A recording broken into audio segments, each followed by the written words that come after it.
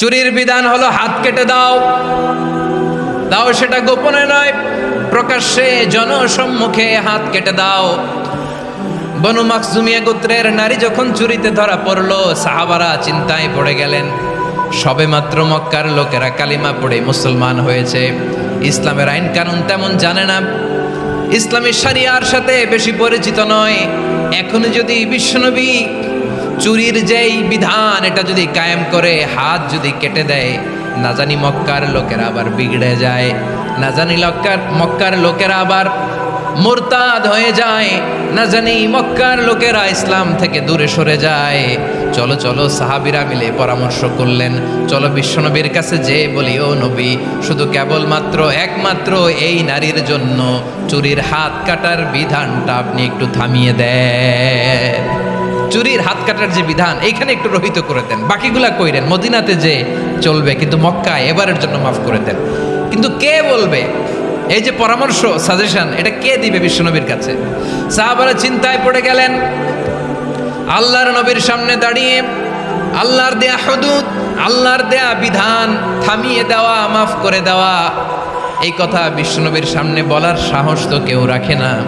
কেউ কেউ বলল, বিশ্বনবীর পালক পুত্র যায়েদ বিন হারেসার সন্তান উসামারে বিশ্বনবী নাতির মতো আদর করে, বড্ড বেশি ভালোবাসে উসামারে।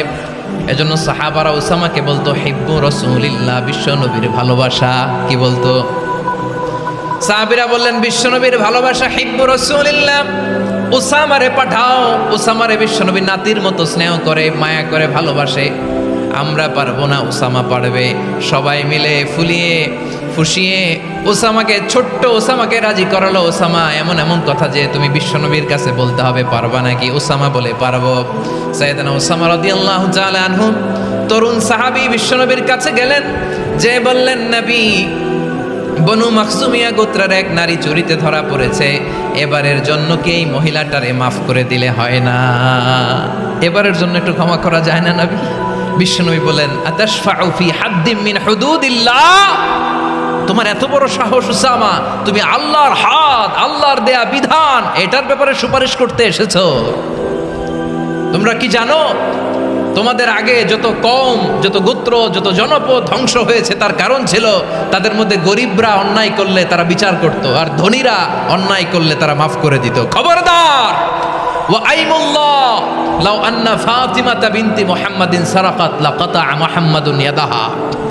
বিশ্বনবী বললেন, ওরে ওসামা, বানু মাখজুমিয়ার ওই প্রেস্টিজিয়াস এন্ড ডিগনিফাইড ফ্যামিলির মেয়ে তো দূর কি বাত, অনেক দূরের কথা।